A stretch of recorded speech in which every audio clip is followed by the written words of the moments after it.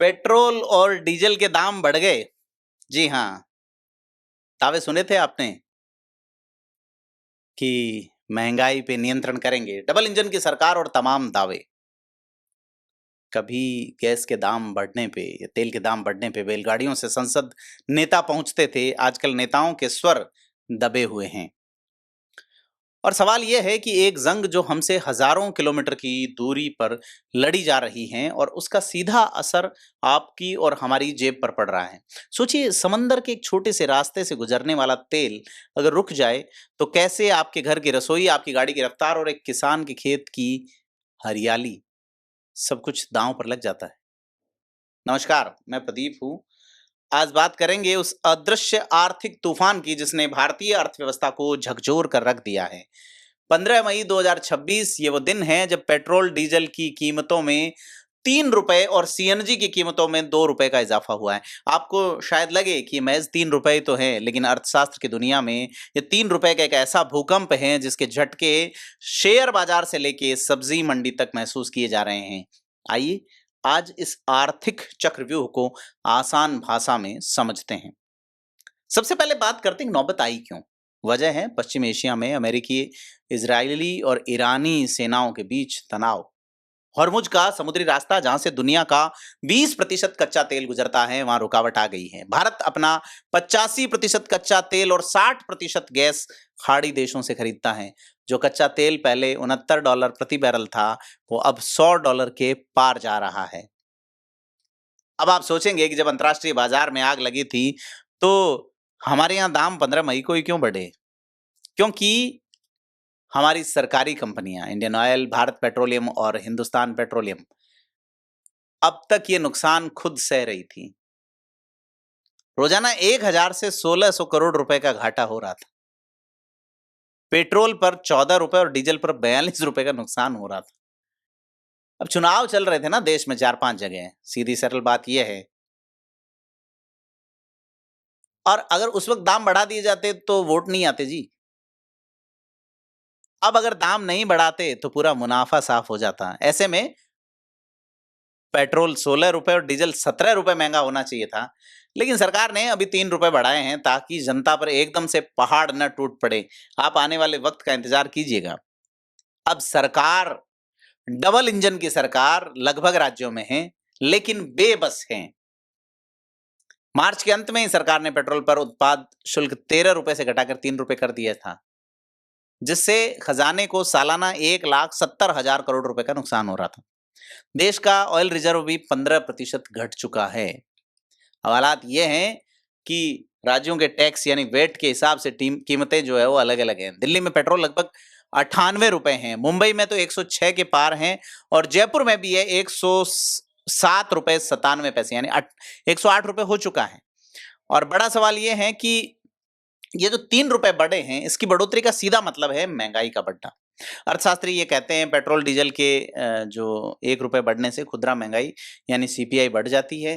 थोक महंगाई बढ़ने से जो है वो और मुश्किलें आती है। थोक महंगाई पहले से ही 8% के पार है। और दूसरी ओर, क्योंकि हमें महंगा तेल खरीदने के लिए ज़्यादा डॉलर चाहिए, इसलिए हमारा रुपया भी कमज़ोर हो रहा है। जो डॉलर 91 रुपए का था, वो 95.70 रुपए तक आज की तारीख में आ गिरा है। और सड़क से घर तक का असर ऐसे पड़ेगा कि देश का 65% से अधिक माल ट्रकों से आता है। ट्रक चलते हैं डीजल से। डीजल को अर्थव्यवस्था का साइलेंट विलेन कहा जाता है। भाड़ा तुरंत 3% बढ़ गया है, 10% ट्रक खड़े हो चुके हैं। नतीजा, दूध, दही, पनीर और ताजी सब्जियां महंगी हो रही है। ब्लिंकिट, जेप्टो, स्विगी, जोमेटो, उबर और ओला जैसी सेवाओं ने डिलीवरी चार्ज और सर्ज प्राइसिंग बढ़ा दी है। छोटे व्यापारियों का मुनाफा खत्म हो रहा है। इस डर से शेयर बाजार में भी गिरावट आ गई है और फॉरेन इन्वेस्टर पैसा निकाल रहे हैं। विश्वास का संकट बाबू भैया, विश्वास का संकट। भारत पे विश्वास का संकट खड़ा हो रहा है सरकारी नीतियों के सवाल पे, अर्थव्यवस्था और जियोपॉलिटिक्स को भांप नहीं पाने की स्थिति के चलते। और अगर बात करें किसान की, तो जिस पर सबसे बड़ा संकट है अन्नदाता पर, आने वाली खरीफ की फसल के लिए किसान को तिहरी मार झेलनी पड़ रही है। पहला महंगा डीजल है, जिसे ट्रैक्टर और पंप चलाना मुश्किल हो रहा है। दूसरा, खाद का भयंकर संकट है। गैस की कमी से देश में यूरिया के कारखाने 60% क्षमता पे चल रहे हैं। जो यूरिया $390 का था वो $950 का हो गया है। और तीसरा है, मौसम विभाग ने अल नीनो के कारण कम बारिश की चेतावनी दी है। यानी दूबले और 2 आषाढ़, इस बार वैसे भी अधिक मास है, 2 जेठ आएंगे। तो बड़ा सवाल है, अल नीनो का प्रभाव, कम बारिश की चेतावनी। कम बारिश मतलब पंप ज्यादा चलाना पड़ेगा और ज्यादा डीजल जलेगा। मछली और झींगा पालने वालों का खर्च भी आसमान छू रहा है। हालांकि सरकार ने धान का न्यूनतम समर्थन मूल्य एमएसपी बढ़ा के 2,441 रुपए किया है, लेकिन फिर भी अनाज और सब्जियां महंगा होने का पूरा पूरा बंदोबस्त है। और एक आम नौकरी पेशा इंसान जो महीने में 50 लीटर पेट्रोल जलाता है, उसके बजट में सीधे 750 रुपए का डेंट लगा है। लेकिन जब राशन, स्कूल बस और टैक्सी का किराया बढ़ता है तो असली मार पड़ती है। कर्नाटक ने बसों का किराया 15% बढ़ा दिया है। छुट्टियों में महाराष्ट्र से कोंकण जाने वाली निजी बसें दोगुना पैसा वसूल रही हैं। मजबूरन लोग अपना जरूरी खर्च कम कर रहे हैं। पेंशन भोगियों के लिए यह और भी बड़ी आफत है, क्योंकि उनकी आय फिक्स है और खर्चे रोज बढ़ रहे हैं। और हाँ, महंगाई बढ़ रही है, इसलिए रिजर्व बैंक ब्याज दर कम नहीं करेगा। यानी आपके घर और गाड़ी की ईएमआई भी महंगी ही रहेगी। अब इसको लेके उपाय क्या है? प्रधानमंत्री ने आर्थिक देशभक्ति की अपील की है, लोगों से तेल बचाने को कहा है। कई राज्यों ने सख्त कदम उठाए हैं। उत्तर प्रदेश में हफ्ते में 2 दिन वर्क फ्रॉम होम लागू हुआ है। उत्तराखंड ने नो व्हीकल डे शुरू किया है। चंडीगढ़ ने सरकारी दफ्तरों में एसी का तापमान 24 से 25 डिग्री तय कर दिया। और महाराष्ट्र में तो मुख्यमंत्री और अधिकारी खुद इलेक्ट्रिक गाड़ियां और दोपहिया इस्तेमाल कर रहे हैं। तो इस संकट ने भारत को एक सबक सिखाने की कोशिश की है। अब हमारा देश उस सबक को सीखता कैसा है?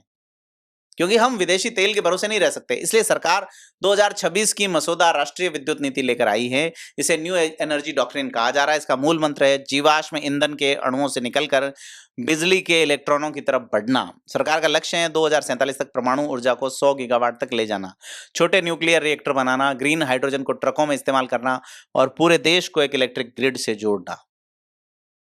अब बड़ा सवाल ये है कि बातें अच्छी है, लेकिन क्या कर पाएंगे? हमने नरेंद्र मोदी को उस वक्त भी सुना था जब वो प्रधानमंत्री नहीं थे, मुख्यमंत्री हुआ करते थे। और बढ़ती कीमतों के लिए जो आज अपील कर रहे हैं, उन कारणों पे वो प्रहसन किया करते थे। तो लब्बल-लुआब ये है कि जो ₹3 का आज पेट्रोल पंप पर भार पड़ा है, जो महँगा हुआ है पेट्रोल, वो एक महज़ शुरुआत है। समंदर की नाकेबंदी ने हमारी उस कमज़ोरी को बेनकाब किया है, जिसे हम सालों से नज़रअंदाज कर रहे थे।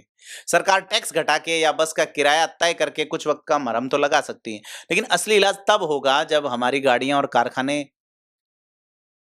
विदेशी तेल पर निर्भर नहीं रहे। और तब तक कड़वी सच्चाई को स्वीकार लीजिए कि आने वाले दिन और महीने आसान नहीं होने वाले। महँगाई, महँगी ईएमआई और सिकुड़ते बजट के इस लंबे दौर के लिए अपनी कुर्सी की पेटी बाँध लीजिए, क्योंकि अर्थव्यवस्था का सफ़र अब काफ़ी हिचकोले खाने वाला है। और आप क्या समझते हैं? हमें कमेंट करके बताएँ। और लगातार विश्लेषण के लिए थिंक 360 को सब्सक्राइब कीजिए।